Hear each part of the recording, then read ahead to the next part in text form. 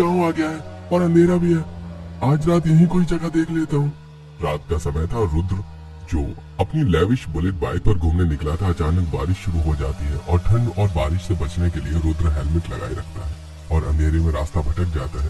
तेज speed में वो bike चला रहा होता है और अचानक अरे अरे अरे, ये तो बकरियों का झुंड है, हटो हटो। अचानक से उसकी बाइक फिसलती है और लहूलुहान वीर गांव के उस पथरीले रास्ते में ही चोटिल होकर गिर जाता है। तभी बारिश में सुनैना वहां अपनी बकरी ढूंढने आती है। भूरी, अरे भूरी कहाँ है भूरी? पता नहीं कहाँ चली जाती है। ये बाबा भी ना कितनी बार कहा है कि हमेशा बांध कर रखा करो, लेकिन ऐसे ही छोड़ देते हैं। कहाँ है भूरी? भूरी को ढूंढते ढूंढते सुनैना की नजर अचानक बेहोश पड़ी वीर पर पड़ती है। अरे ये कौन है? अंधेरे में दिखाई भी नहीं दे रहा है। गांव की सड़क पर ऐसे कौन पड़ा हुआ है? कहीं कोई दुर्घटना तो नहीं हो गई है? सुनैना चिंता में भागी भागी वीर के पास जाकर देखती है। वीर थोड़े होश में होता है। सुनैना जैसे तैसे पकड़कर वीर को गांव में अपने घर ले जाती है और घर पहुंचकर बाबा दरवाजा खोलो जल्दी से। अरे क्या हो गया? इतना ज्यादा घबरा क्यों रही है? रुक जा बेटा, खोल रहा हूँ। पहले तो ये बात, इतनी बारिश में तू गई कहाँ थी इतनी रात को? वो सब बात में पूछ रहा बाबा। पहले इन बाबूजी को देखो, ये मुझे रास्ते में पड़े हुए मिले। इनको काफी खून आ रहा है और अब तो बेहोश भी हो गए हैं। अरे पहनावे से तो ये किसी अच्छे घर का मालूम होता है, लेकिन इसके काफी खून बह रहा है। हमें जल्दी से जल्दी इसकी जान बचानी होगी। पंडित जी जल्दी से पहले वीर का माथे का खून साफ करते हैं और फिर उसके कपड़े बदलकर चोट पर कुछ जड़ी बूटियां और हल्दी का लेपन करते हैं और सुनैना से कहते हैं, सुनैना बेटा जा जल्दी से जल्दी हल्दी वाला दूध लेकर आ। हेलमेट की वजह से इनकी जान तो बच गई, लेकिन मुझे लगता है कि सिर में अंदरूनी चोट लगी है। बस आज की रात ले जाए। इसके बाद पंडित जी और सुनैना पूरी रात वीर की देखभाल करती है और सुबह जब वीर होश में आता है, ये कौन सी जगह है? मैं कहाँ हूँ? बाबा देखो इन्हें होश आ गया है। बाबा जल्दी आओ। बेटा कौन हो तुम और तुम्हारा एक्सीडेंट कैसे हुआ? इस गांव में कैसे आए? मुझे कुछ याद नहीं आ रहा मैं कौन हूँ। मुझे कुछ नहीं पता, बस दर्द हो रहा है सिर में। मुझे जिसका डर था वही हुआ। इसके सिर में अंदरूनी चोट लगी है जिसकी वजह से ये अपनी याददाश्त भूल चुका है। अब जब तक ये ठीक नहीं हो जाता हमें ही इसका ख्याल रखना होगा। इसके बाद पंडित जी और सुनैना पूरे 2 दिन तक वीर का बहुत अच्छे से ख्याल रखते हैं, लेकिन वीर को कुछ याद नहीं आता। सुनैना वीर को दवा दे रही होती है कि तभी उसकी सहेली गंगा आती है। अरे सुनैना सुन, जल्दी सुन। जिन बाबूजी की जान तूने बचाई है ना, वो बाबूजी शहर के अरबपति घर के छोटे बेटे हैं। उनके माँ बाप ने अखबार में इश्तेहार निकाला है। इनके घर वाले इन्हें ढूंढ रहे हैं। अच्छा ला दिखा तो जरा, मैं भी तो देखूं। सुनैना अखबार देखते हैं तो उसमें वीर की तस्वीर पहले पन्ने पर छपी होती है और साथ में एक फोन नंबर होता है। हमें इस नंबर पर फोन करके उनके घर वालों को उनके बारे में बताना होगा। चल गंगा मेरे साथ, जल्दी से बनिए की दुकान पर। सुनैना और गंगा दोनों भागी भागी गांव की चौपाल के पास बनिए की दुकान में जाती हैं और सुनैना अखबार में से नंबर देखकर एक फोन लगाती है। हेलो, रुद्र प्रताप जी बोल रहे हैं? आपके बेटे वीर यहाँ हमारे भगवंत नगर गांव में है। इनका एक्सीडेंट हुआ है और इन्हें कुछ भी याद नहीं है। आप आकर इन्हें ले जाइए। माँ पद्मिनी, अभी मुझे भगवंत नगर गाँव के लिए निकलना होगा। मेरे वीर का पता चल गया है। भगवंत नगर गाँव में एक लड़की ने उसकी जान बचाई है। मैंने कहा था ना, कुंडली में लिखा हुआ सच होगा। हमारे खानदान के पंडित जी कभी गलत भविष्यवाणी नहीं करते। आज वीर 25 साल का हो गया है और पंडित जी ने कहा था कि 25वें साल में उनकी जान पर संकट आएगा और एक लड़की उसके जीवन में उसकी ढाल बनकर आएगी। वही होगी उसके जीवन की रक्षा। हाँ माँ, आप ठीक कह रही हैं। मुझे पता है मुझे क्या करना है। हम अभी भगवंत नगर के लिए निकल रहे हैं। कहीं आप लोग कुछ ऐसा वैसा करने की तो नहीं सोच रहे? बाहू, हमें पता है कि हमें क्या करना है और तुम्हें हमारा फैसला मानना होगा। हमारे लिए हमारे वीर की जान से ज्यादा कीमती कुछ भी नहीं है। रुद्र प्रताप जी राजकुमारी जी के साथ तुरंत भगवंत नगर गाँव पहुँचते हैं और अपने बेटे वीर को देखकर बहुत खुश होते हैं। बेटे, तुम ही हो ना जिसने हमारे छोटे वीर की जान बचाई है?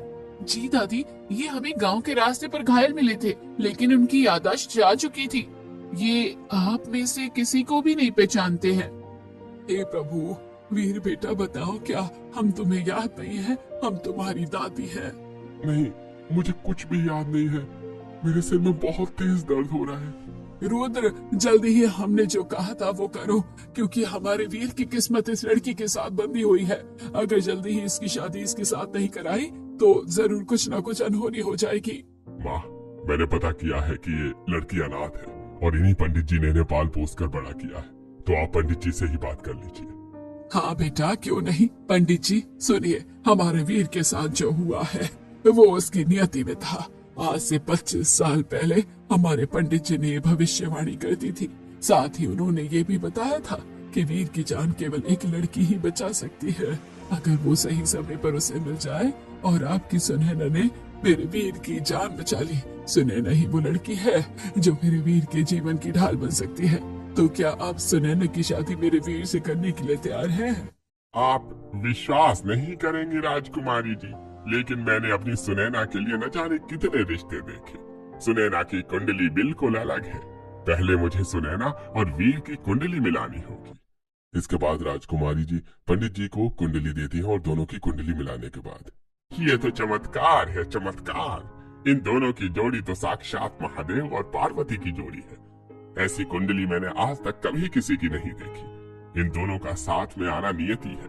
मैं अपनी बेटी का विवाह आपके पोते वीर से करने के लिए तैयार हूँ। वीर तुम्हें याद नहीं, लेकिन तुम हमारे पोते हो, और तुम्हारी जान बचाने के लिए मैं चाहती हूँ कि तुम्हारा विवाह जल्द ही सुनैना के साथ हो जाए।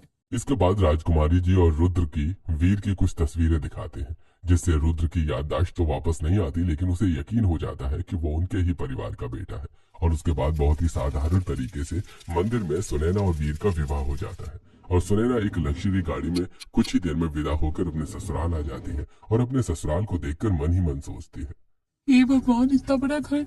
इसका मतलब गंगा सही कह रही थी, मेरा ससुराल साधारण नहीं, अरबपति ससुराल है।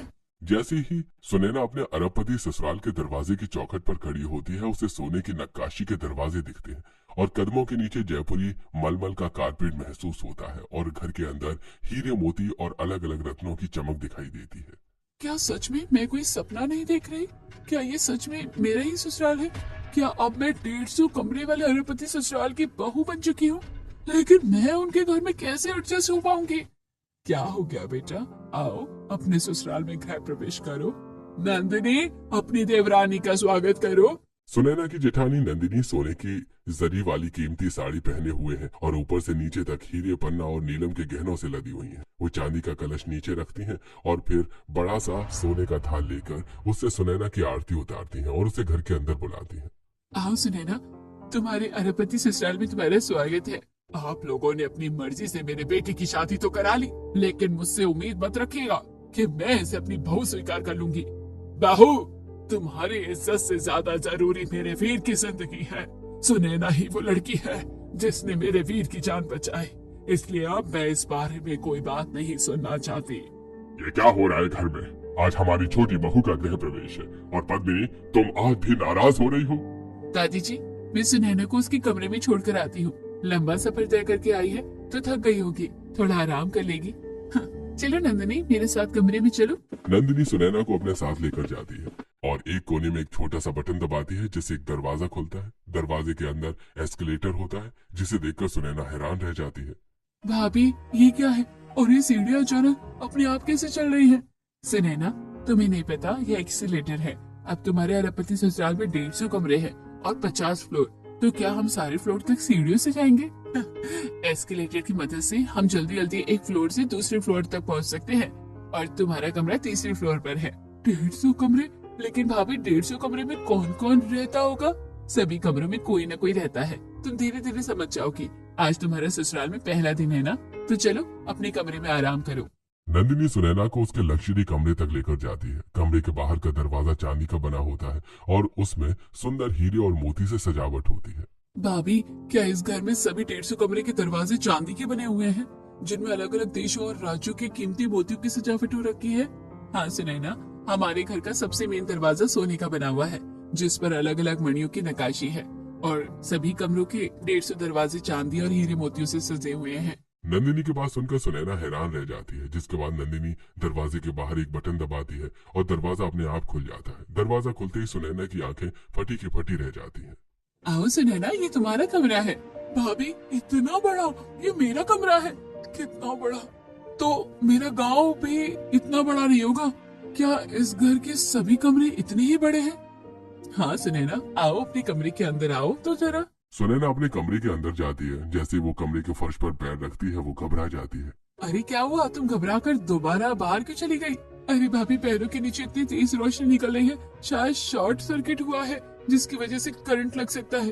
अरे नहीं नहीं बुद्धू, ये शॉर्ट सर्किट नहीं है, ये हमारे घर का इंटीरियर है। तुमने पहला कदम दरवाजे पर रखा ना, तो इसलिए तुम्हें पूरे कमरे के फर्श में लाइटनिंग दिखाई थी। अब तुम जैसे जैसे कमरे के फर्श पर अलग अलग जगह पर कदम रखोगी, तुम्हें अलग अलग इंटीरियर दिखाई देगा। आओ कमरे में देखो। इसके बाद सुनैना जैसे जैसे अलग अलग जगह पर कदम रखती है उसे कभी पैरों के नीचे समंदर, कभी जलती हुई लपटें, कभी आसमान के बादल और कभी तारामंडल दिखाई देता है। इसे देखकर सुनैना का सिर चकरा जाता है और वो अपने पलंग पर बैठ जाती है। लेकिन जैसे ही वो पलंग पर बैठती है, अरे ये क्या, ये तो बिल्कुल बादलों से भी ज्यादा मुलायम है। ये कैसा बेड है भाभी? ये स्पेशल यूरोपीय बेड है जो तुम्हारे अरबपति ससुराल में हर एक कमरे में लगा हुआ है।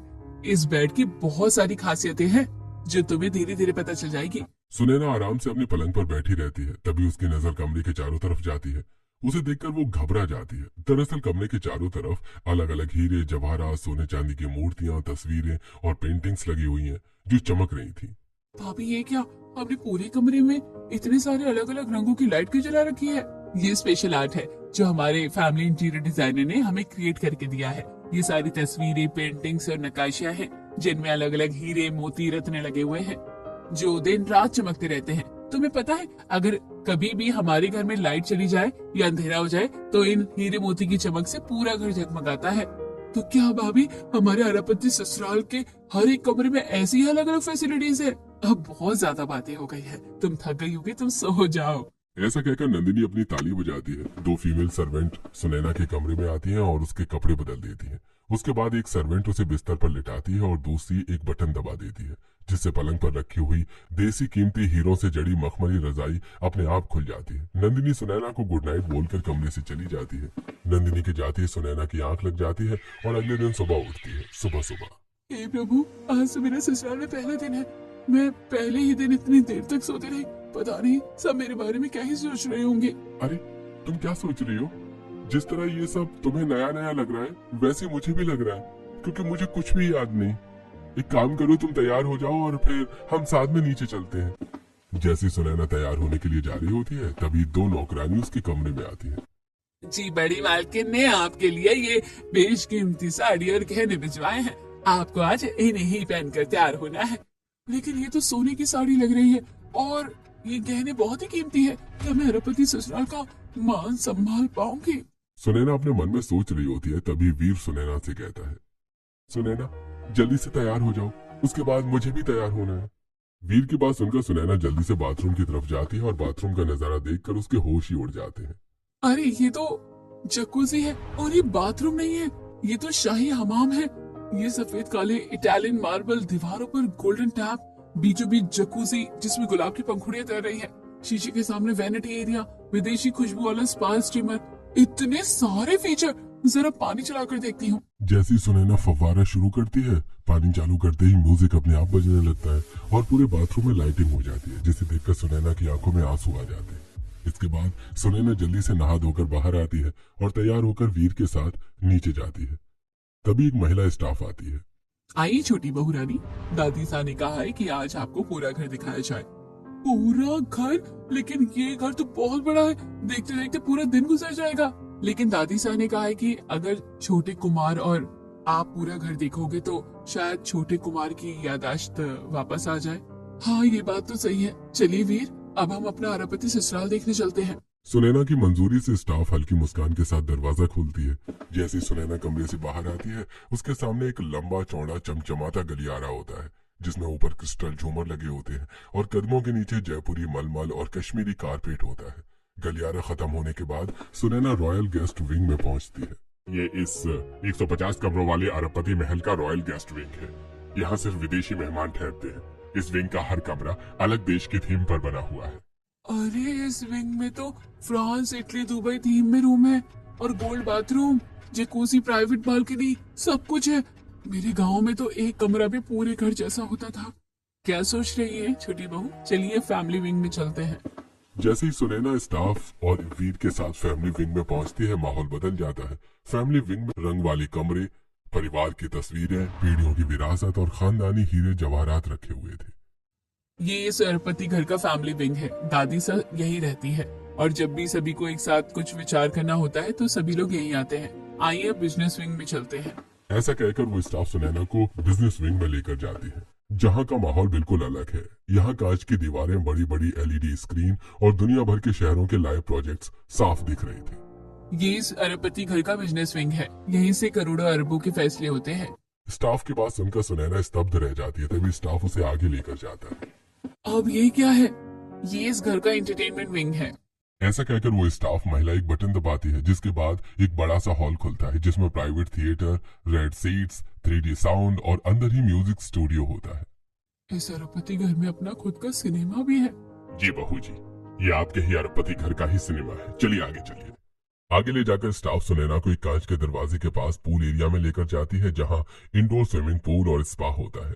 और अब दरवाजा खुलते ही गर्म पानी का पूल, फव्वारे, विदेशी खुशबू, स्पा और मसाज रूम देखकर सुनैना की आंखें नम हो जाती हैं।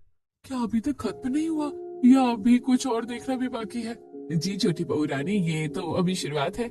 अब आपको शॉपिंग एरिया में लेकर चलते हैं।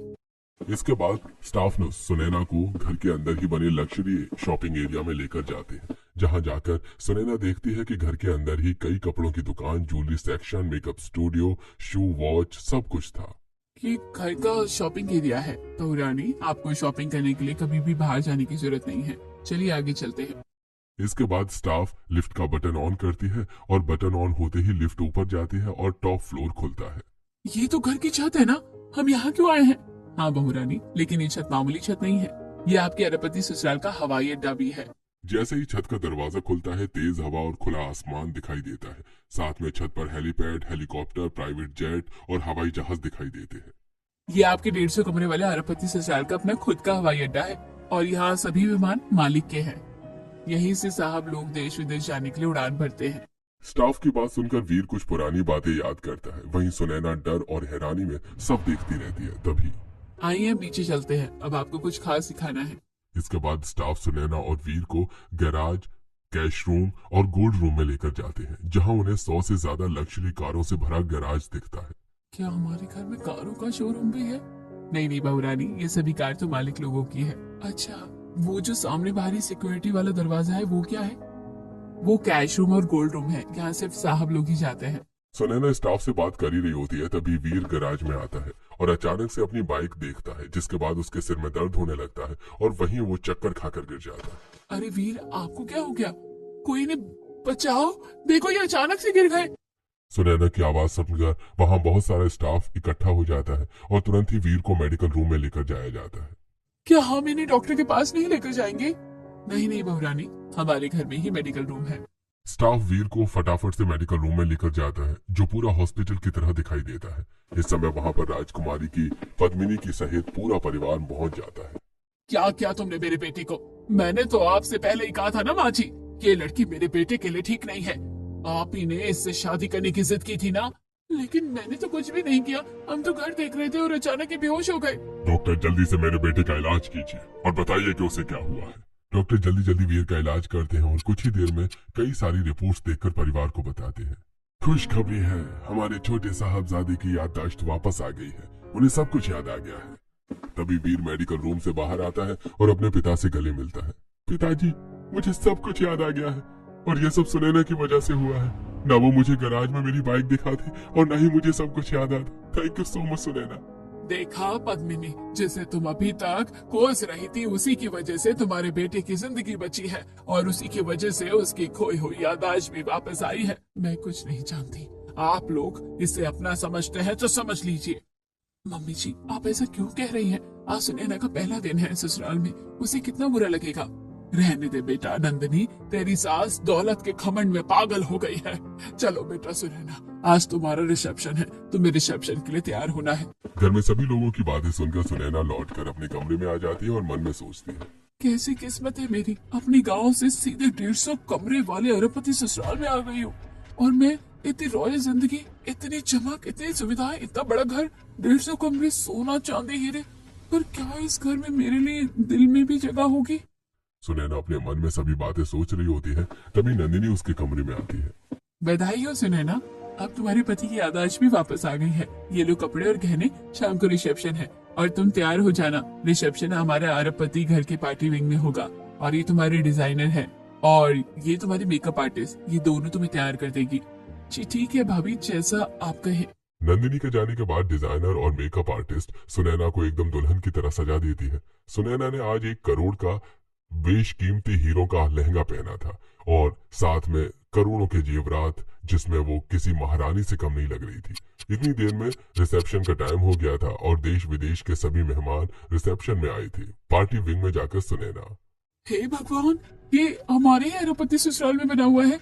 ये तो किसी राजमहल से कम नहीं है। इतने सारे विदेशी मेहमान और इतनी फैसिलिटीज। यहाँ तो मेहमानों को खाना परोसे जाने वाले बर्तन भी सोने चांदी के बने हुए हैं। अपने मन में ये सब सोचकर हैरान हो रही होती है, तभी उसकी जेठानी नंदिनी उसके पास आती है। आओ सुनैना, तुम्हें मेहमानों से मिलवाते हैं।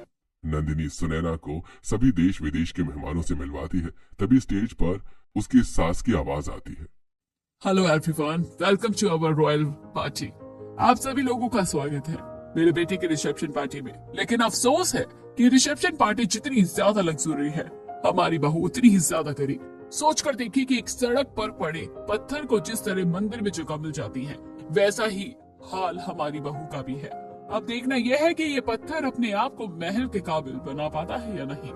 पद्मिनी की बात सुनकर राजकुमारी जी को गुस्सा आता है और वो हाथ पकड़कर पद्मिनी को स्टेज से उतार लेती है। ये क्या कह रही हो पद्मिनी, तुम्हें शर्म नहीं आती? सुनैना तुम्हारे घर की छोटी बहू है। राजकुमारी जी पद्मिनी जी की सभी के सामने डांट लगाती है, जिसके बाद पद्मिनी नाराज होकर पार्टी से चली जाती है। इसके बाद सभी लोग पार्टी में एंजॉय करते हैं। पार्टी खत्म होती है और अगले दिन, सुनैना बेटा, आज तुम्हारी मंदिर में पूजा है, हम अपने घर के टेम्पल विंग में चलते हैं। इसके बाद राजकुमारी जी सुनैना को टेम्पल विंग में लेकर जाती है, जहाँ की दीवारें चारों तीर्थों की तरह सजी हुई थी। ऐसा लग रहा था जैसे पूरी दुनिया के सभी तीर्थ उस टेम्पल विंग में मौजूद हो। इसे देखकर सुनैना हैरान हो जाती है। दादी जी, क्या हमने सच में पूरी दुनिया के सभी मंदिरों को अपने घर में सजाया है? हाँ बेटा, मेरा बचपन से सपना था कि मैं सभी तीर्थों में होकर आऊं, लेकिन मेरे बेटे ने दुनिया भर के सभी मंदिर घर में ही सजवा दिए।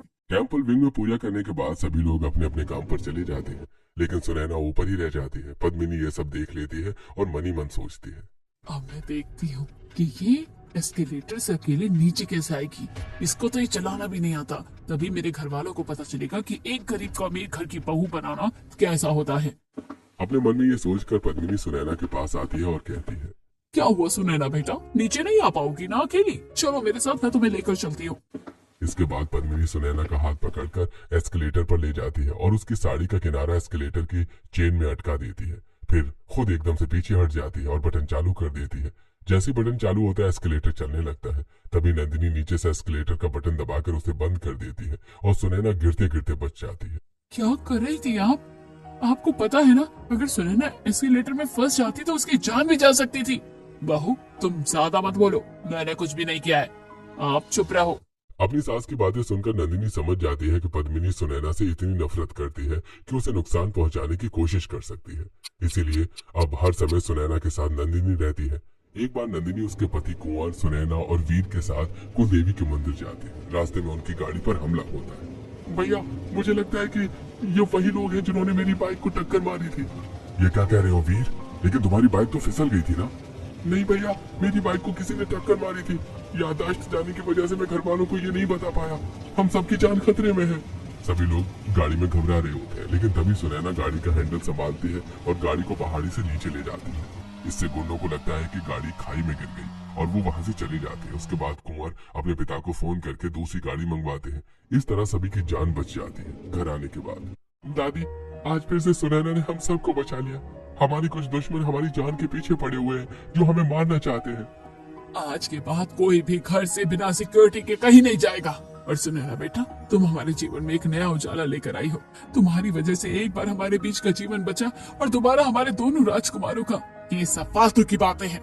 ऐसा कैसे हो सकता है कि किसी ने सबकी जान बचाई हो? पद्मिनी, तुम्हें नहीं मानना तो मत मानो, लेकिन देखना एक दिन तुम्हें भी विश्वास हो जाएगा इसी तरह कुछ दिन और गुजरते हैं। पद्मिनी छोटी छोटी बातों पर सुनैना को नीचा दिखाती है और उसे परेशान करने का कोई मौका नहीं छोड़ती है। और एक दिन सुनो सब लोग, हमारे पुश्तैनी गांव बाड़ी बसेड़ी में हमारे खानदान की एक बेटी की शादी है। हम सभी को वहां जाना है, लेकिन ध्यान रहे कोई भी अपने जेवर और महंगी साड़ी पहनकर नहीं जाएगा। लेकिन मैं तो गरीब की तरह नहीं जा सकती। सबके मना करने के बावजूद पद्मिनी बहुत सारे गहने पहनकर पुश्तैनी गांव जाती है। जब शादी हो रही होती है तो वो अलग से कोने में बैठी होती है। तभी कुछ लोग उन पर हमला करते हैं और सुनैना ये सब देख लेती है। हे भगवान, मम्मी जी की जान खतरे में है, मुझे कुछ करना होगा। सुनैना तुरंत एक मशाल उठाती है और खुद उन सभी गुंडों को भगा देती है। फिर अपनी सास को वापस पंडाल में ले जाकर आती है। वहां आकर, अरे तुम दोनों कहाँ चली गई थी? माँ जी, आप सही कह रही थी, हमारी बहू एक हीरा है, इसने आज मेरी जान बचाई। सुनैना, तुम ही हमारे 150 कमरे वाले अरबपति ससुराल की बहू हो। पद्मिनी की बात सुनकर सभी लोग तालियां बजाते हैं। अब सुनैना भी मान सम्मान के साथ 150 कमरे वाले अरबपति ससुराल की बहू बनकर खुशी खुशी रहती है।